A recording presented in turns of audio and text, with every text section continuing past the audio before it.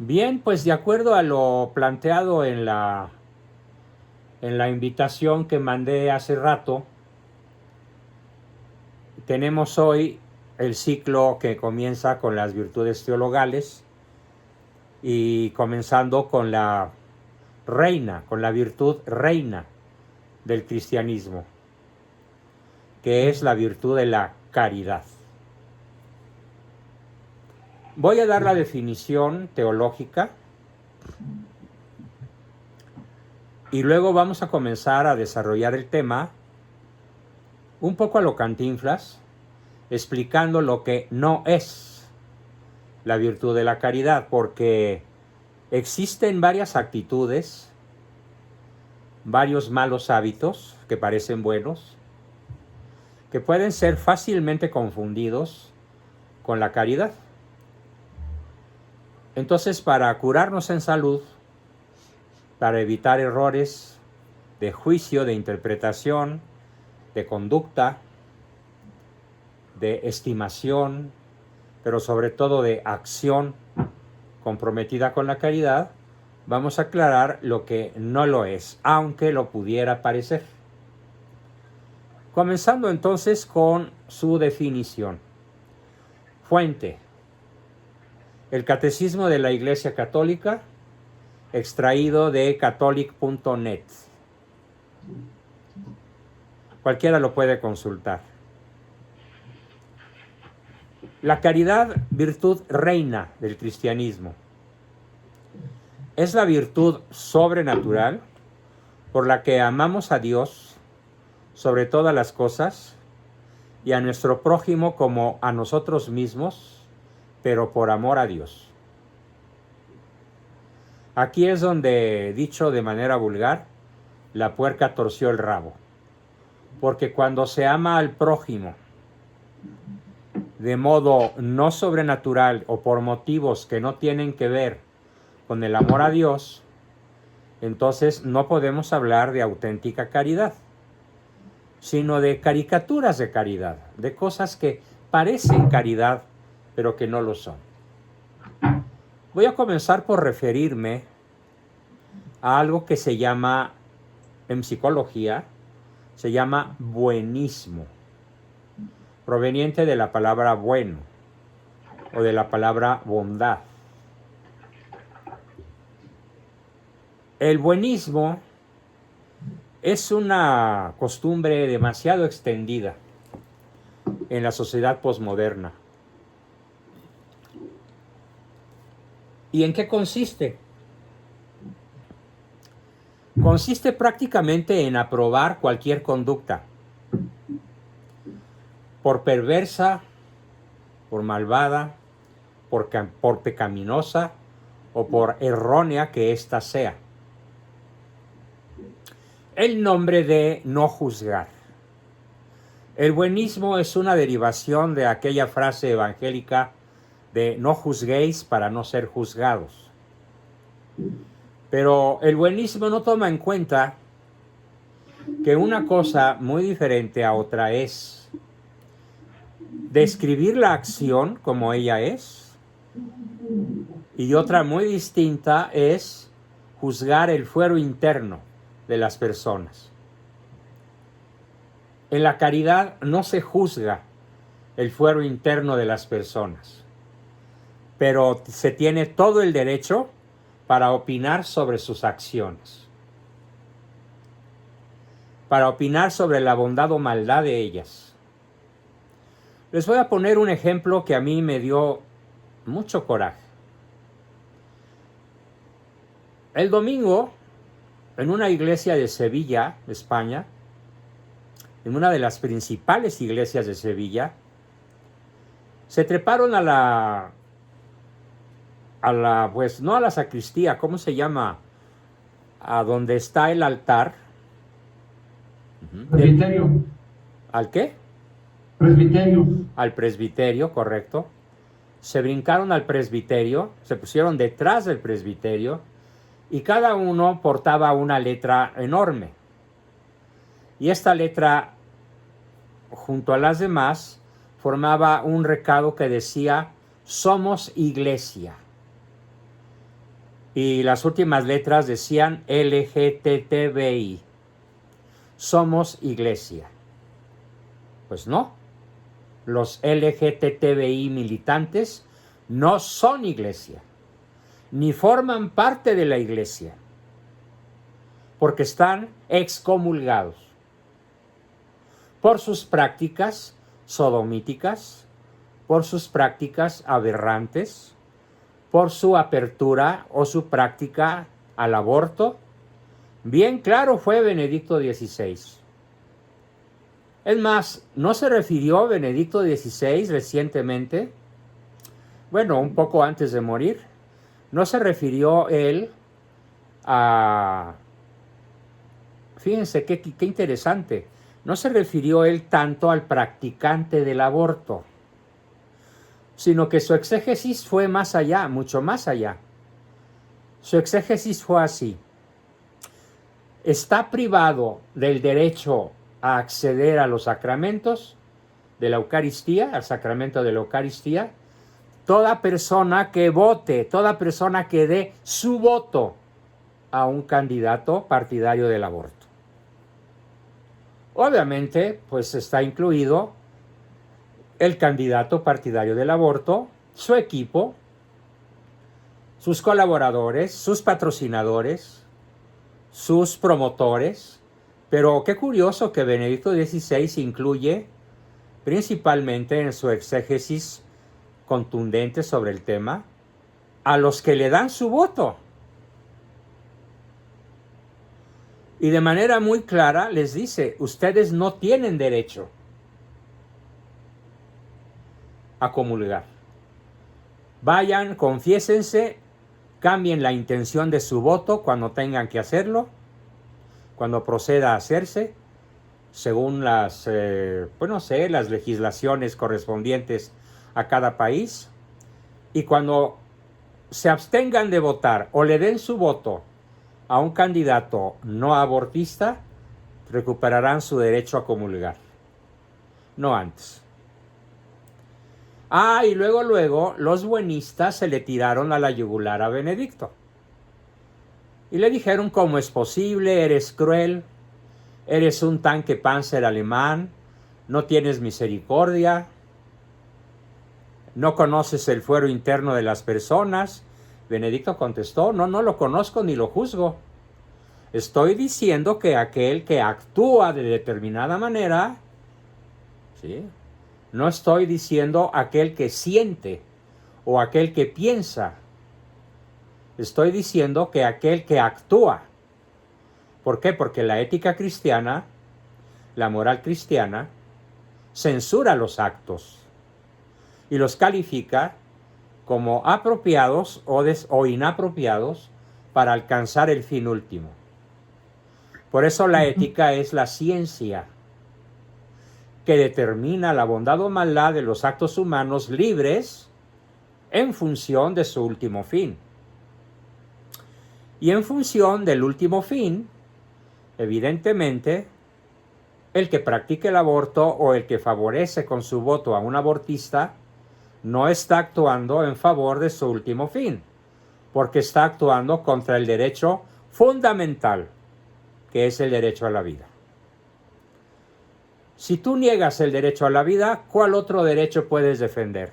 Ninguno, porque ya atacaste el derecho primario, el derecho esencial de todo ser humano, que es su derecho, en el caso del feto, a continuar vivo y a no ser extraído en pedazos, ni como líquido corroído por los ácidos que usa luego la madre abortista. Pero el buenismo está completamente en desacuerdo en decir que el que practique el aborto o el que apoya a los abortistas están excomulgados, porque ¡ay no! ¡Pobrecitos! ¿Dónde queda la misericordia divina? O bien, los que criticamos, censuramos, descalificamos, denunciamos a esa caterva de sujetos, a esa horda de personas que se trepan a la sacristía de una iglesia en Sevilla a decir, somos iglesia LGTBI. No, señores, no lo son.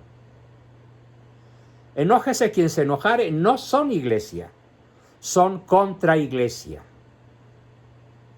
Y hoy, desgraciadamente,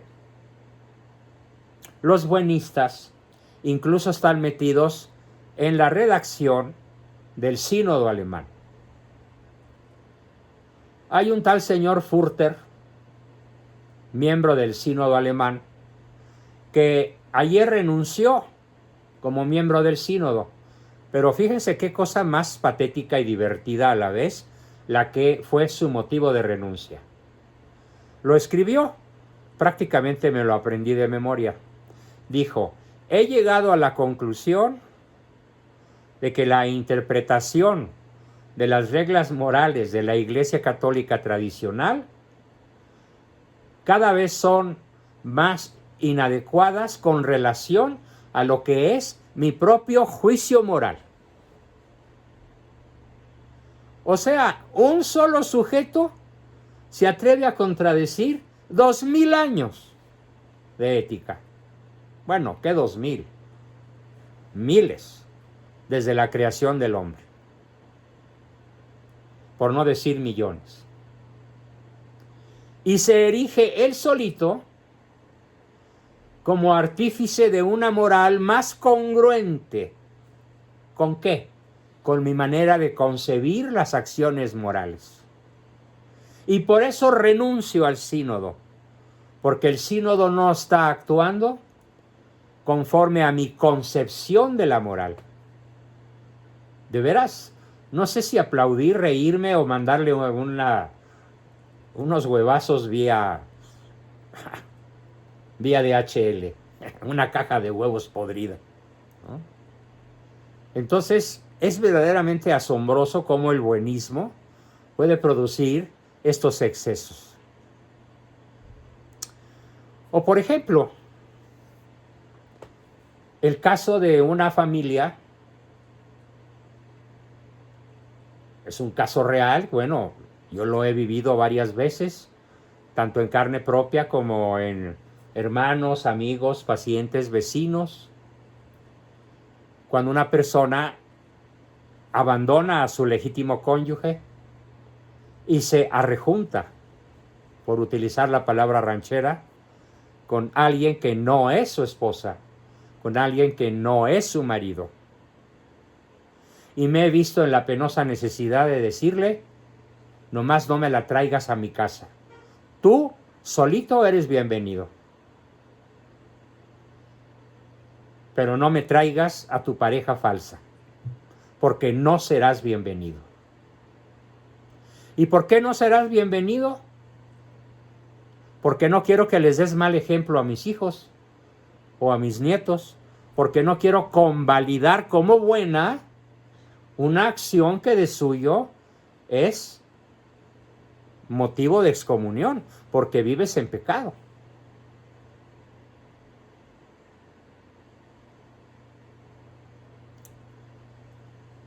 En cambio, cuando me tocó alguna vez que una de estas parejas me dijera, nos convencen tus argumentos, Juan Bosco, estamos de acuerdo y hemos decidido que de cara a la comunidad declaramos que mi pareja y yo renunciamos a la vida conyugal, física, sexual, para vivir como hermanos. Bienvenidos. Bienvenidos.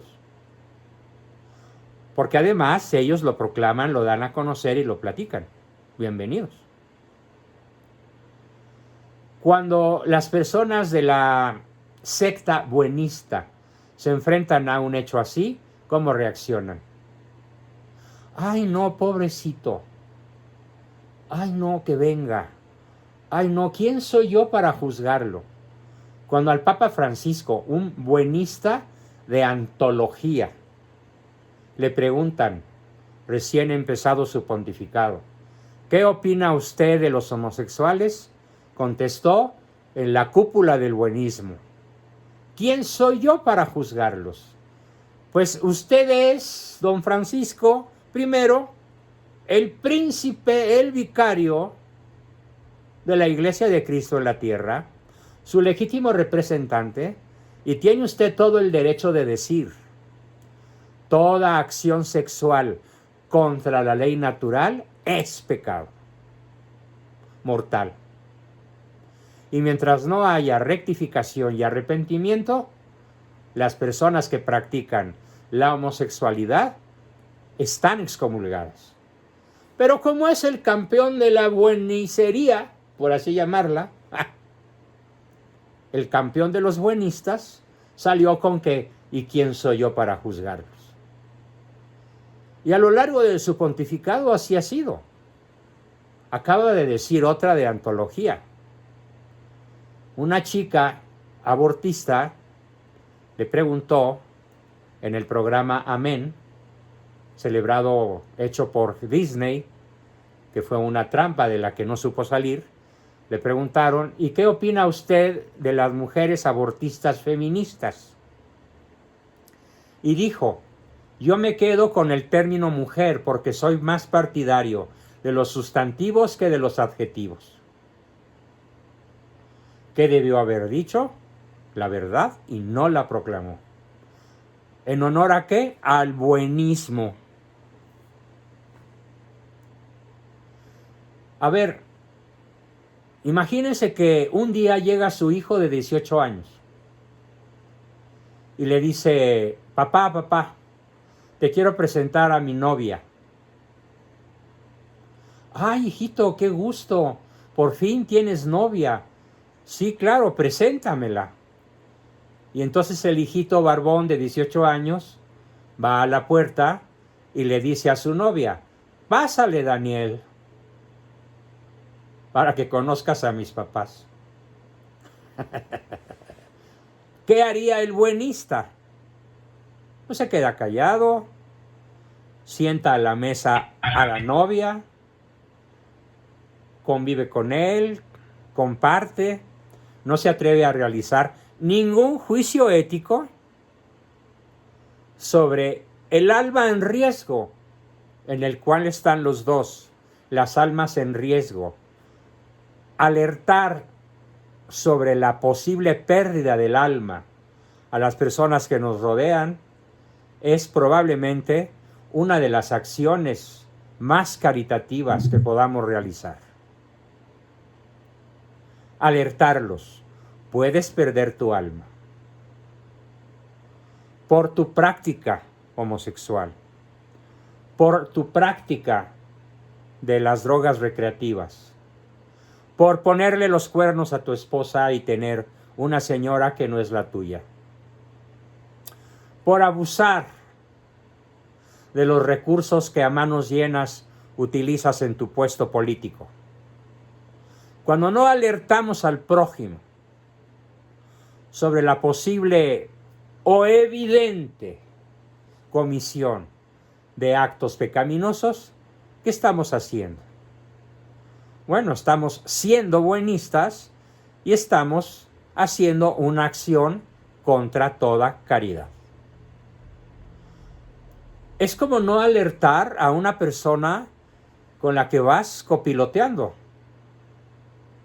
No alertarla de que va a tomar una curva demasiado rápido o de que está excediendo el límite de velocidad.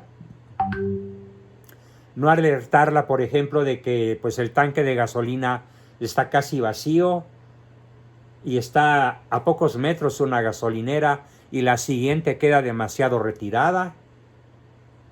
No alertar a nuestros prójimos sobre los peligros físicos, pues es una acción contra caridad. Pero no alertarlos, no decir nada en honor al buenismo acerca de los riesgos morales, de los riesgos existenciales, de los riesgos trascendentales que están corriendo por su perverso, antinatural o desviado estilo de vida, no es ser bueno, es ser buenista. Y la palabra buenista es una palabra despectiva. Es una palabra peyorativa que implica no ser bueno, sino aparentemente bueno. Eso significa ser buenista. Aparentemente bueno, pero no realmente bueno. Porque no se enfoca, como lo dice la descripción de la virtud reina del cristianismo, porque no se enfoca a amar a Dios sobre todas las cosas y al prójimo como a nosotros mismos por amor a Dios, sino que se enfoca a una convivencia superficial, a una simpatía deleznable que se puede tirar a la basura porque no vale, a una falsa empatía,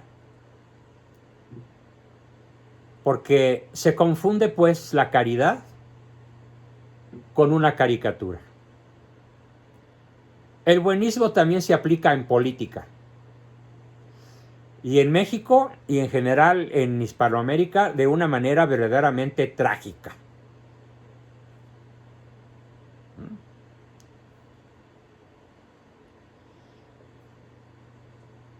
Jesús Sánchez Castro nos platica. Gracias, Jesús. Precisamente es ahora que vivo las consecuencias por no ceder a ser buenista con mi familia, mi madre, mis hermanos, con muchísimos de mis amistades. Y ahora soy el santurrón, el mocho. Pero bueno, amar a Dios es mi consuelo. Un aplauso, Jesús. Muy bien. Espero poderte guiar en las estrategias necesarias para que puedas pasar a nado el Rubicón en el que te metiste. Ese río helado, caudaloso, lleno de vados, de remolinos, y que en muchas ocasiones fue la tumba de miles de soldados romanos cuando intentaron cruzarlo. El Rubicón. Qué difícil es meterse a estas alturas del partido en esta época, en ese terreno donde se metió Jesús. Qué difícil, pero qué admirable, qué aplaudible, qué loable. En materia política, el buenismo, ¿cómo aplica? Es que dijo que es cristiano. Es que dijo que primero los pobres. Es que dijo. Sí, pero ¿qué hizo? ¿Qué hace? ¿Realmente cuál es el discurso?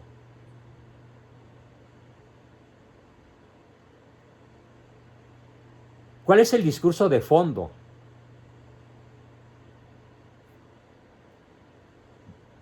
¿Cuántos presidentes buenistas han llegado en los últimos años? Es más, en lo que va del año, o incluso tal vez el año pasado. Boric en Chile, Petro en Colombia. Un poquito más atrás, el PG en México. Fernández en Argentina. Por fortuna, una nación sudamericana se libró de una verdadera calamidad. Porque los peruanos no fueron buenistas. Pero cuando el pueblo es buenista, se traga los discursos acaramelados. Se traga promesas de campaña llenas de falsedades. Se traga discursos llenos de buenas intenciones aparentes.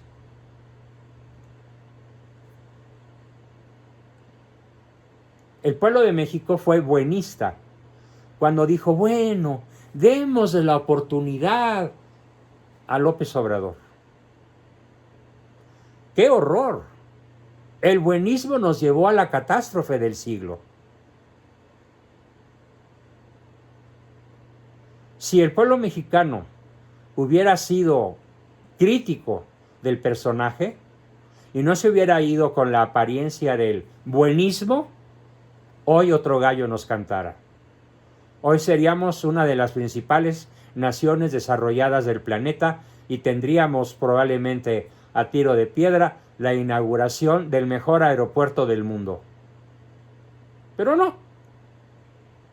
Hoy somos el hazmerreír de las naciones civilizadas, con la caricatura de fantoche de presidente que tenemos. ¿Producto de qué? Del buenismo de la mayoría de los votantes y del indiferentismo de los que no salieron a votar debiendo haberlo hecho. También buenistas. No confiamos en que gane el mejor. El buenismo. Así que vamos desembarazándonos de una vez por todas, como de una peste, como de una infección, en nuestra familia, en nuestra vida cotidiana, en nuestra vida religiosa. Vamos desembarazándonos del buenismo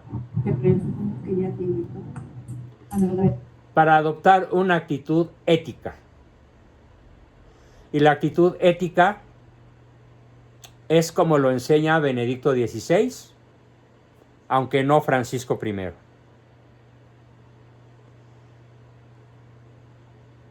Hay que proclamar la verdad, enójese quien se enojare, porque lo bueno es bueno, aunque todo el mundo diga que es malo, y lo malo es malo, aunque todo el mundo diga que es bueno.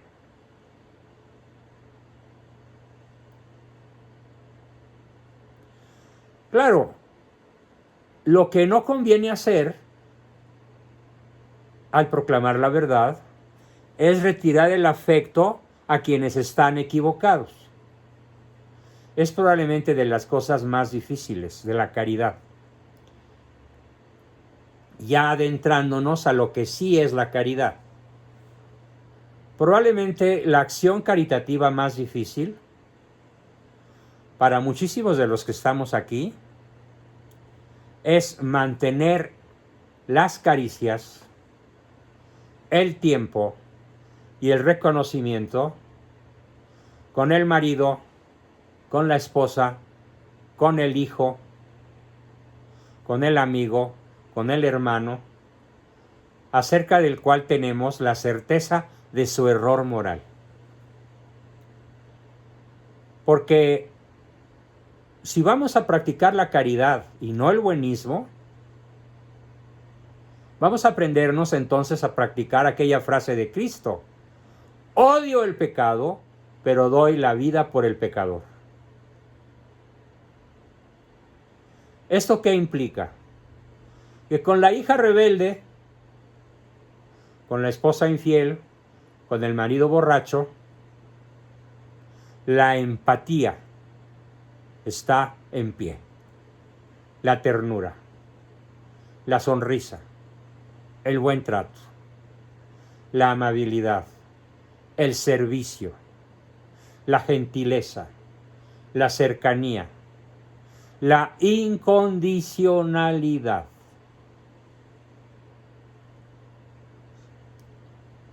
Qué difícil, ¿eh?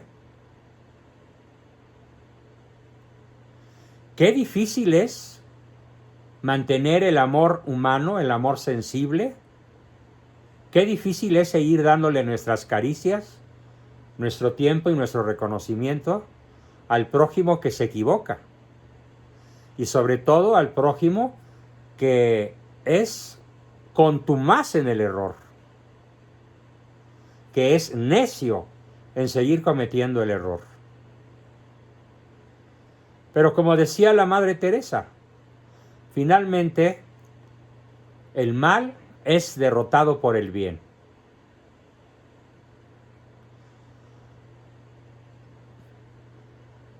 Bonum vince malum, el bien vence al mal. Desde el medioevo esto se enseñaba en la iglesia. El bien se derrota, el mal se derrota con el bien.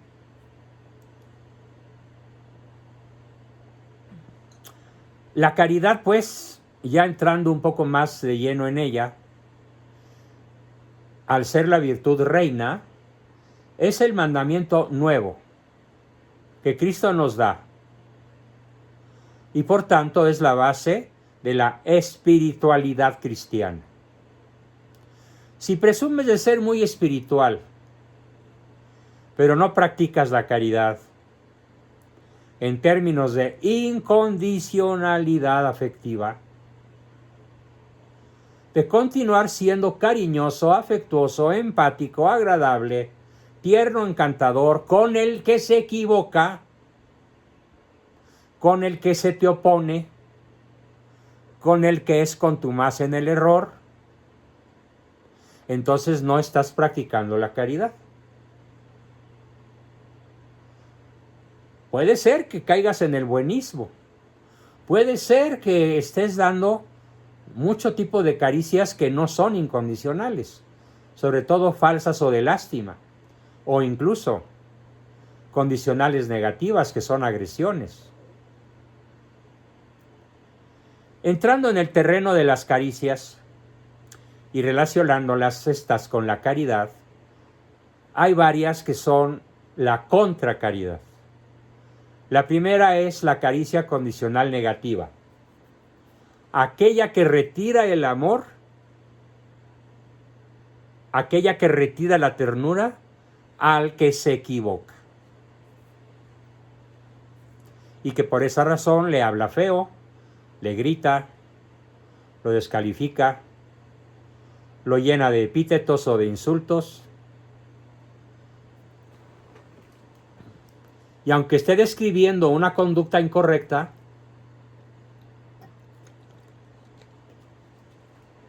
está actuando en contra de la caridad al llenarlo de caricias condicionales negativas.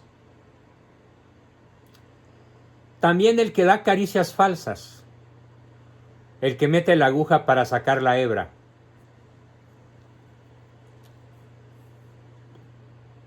el que le da un piropo a una mujer o a un varón, no sé,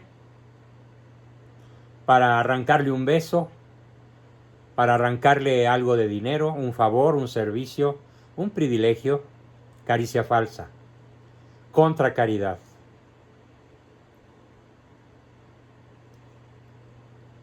Posiblemente la caricia más opuesta a la caridad es la incondicional negativa, aquella que le das al prójimo porque te cae gordo, porque te cae mal. ¿Qué te hizo? Nada, no te hizo nada, pero te cae mal. Y como te cae mal, lo juzgas mal, lo descalificas, lo atacas, lo difamas, lo haces sentir mal, lo rechazas, porque te cae mal. Está tan extendido esto en nuestra cultura mexicana que verdaderamente da pena.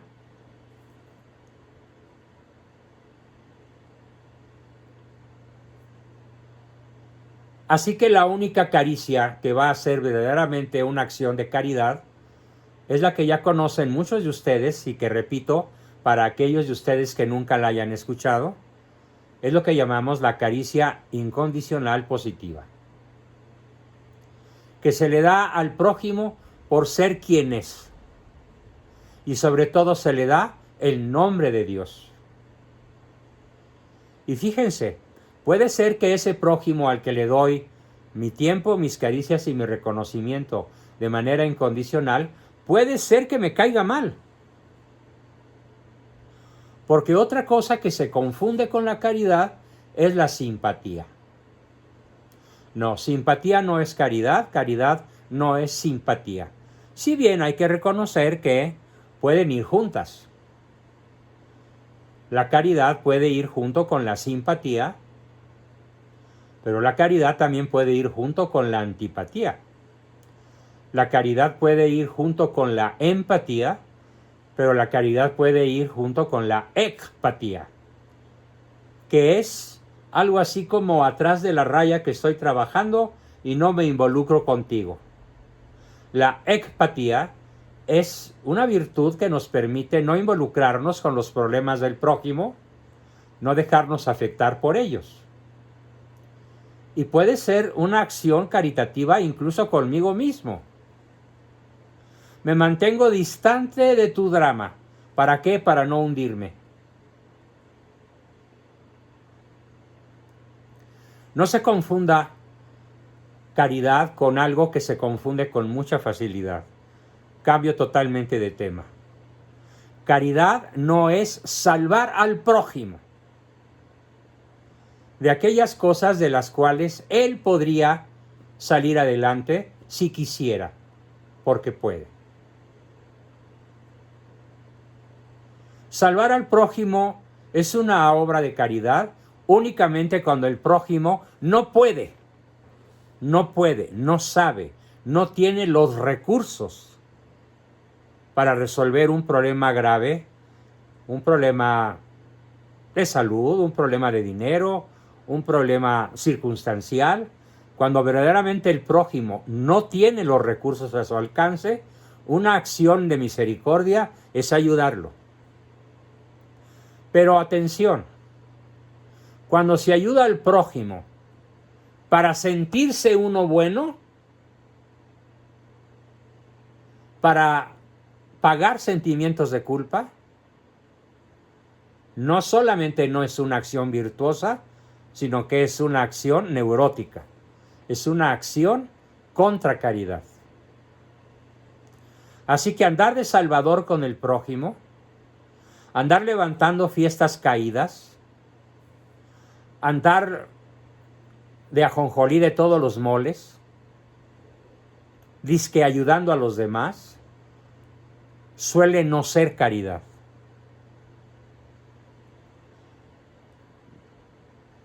Porque consiste en el juego psicológico del salvador. Y el salvador acaba por no solo no salvar a su víctima, el salvador acaba incluso por hundirse él junto a su víctima. Un ejemplo para que quede claro, es como el mal nadador que se mete a sacar a alguien que en el mar o en la alberca se está hundiendo, pero es tan mal nadador que se hunden los dos. Mucho cuidado con cómo ayudas. Mucho cuidado con cómo eres, cómo aplicas la misericordia. Mucho cuidado con cómo ejerces la caridad. Ojo con lo que voy a decir a continuación, probablemente la frase más importante de esta sesión. La caridad verdadera es técnicamente adecuada, técnicamente eficaz, técnicamente eficiente, técnicamente oportuna. Adecuada, oportuna, eficaz. Inteligente. Por esa razón siempre he dicho, el bien hay que hacerlo bien hecho. Porque el bien mal hecho suele ser peor que el mal bien hecho.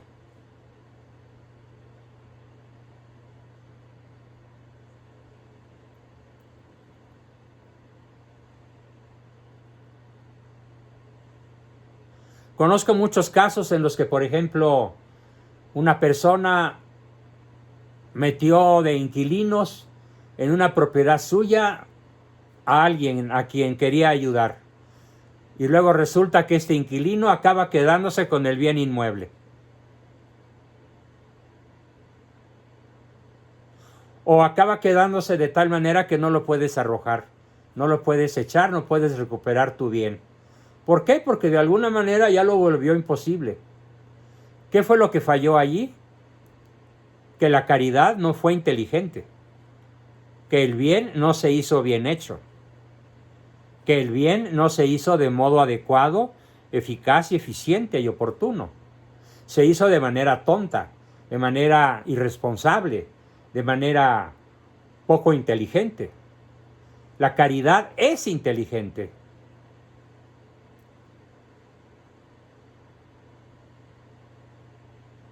La caridad es sagaz, la caridad es prudente.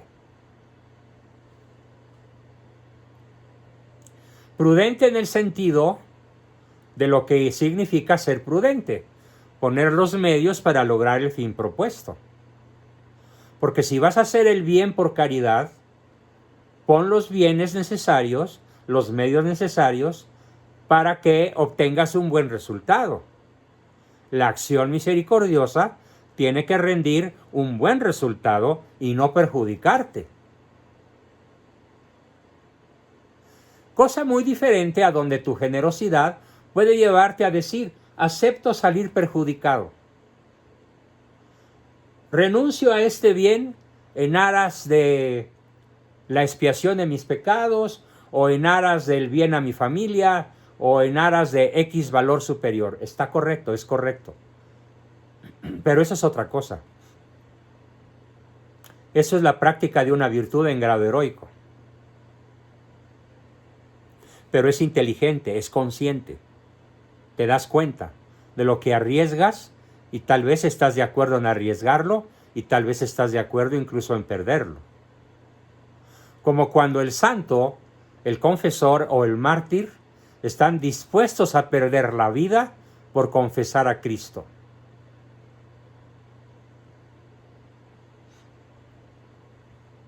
Que es el caso extremo de la verdadera caridad.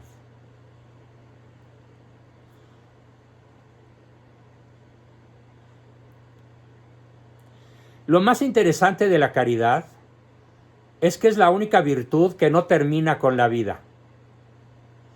En esta vida termina la prudencia, la fortaleza, la templanza, la justicia, la fe, la esperanza. 6 de las 7 virtudes terminan con la muerte. Pero concluyo con esta frase. La caridad no termina con nuestra vida terrena, porque en la vida eterna viviremos continuamente la caridad. San Pablo nos lo menciona en sus epístolas, Corintios 1, versículos 13 y 87. Al hablar pues de la caridad hay que hablar del amor. Y con esto preparo el tema de nuestro próximo lunes. El amor no es un sentimiento bonito o la carga romántica de la vida. No. El amor, como lo veremos en detalle, es una cadena de decisiones benevolentes que no conoce el final. Bien, hasta aquí nuestra exposición del día de hoy y comenzamos como siempre con su participación. ¿Quién quiere comenzar? ¿Quién dijo yo? Adelante.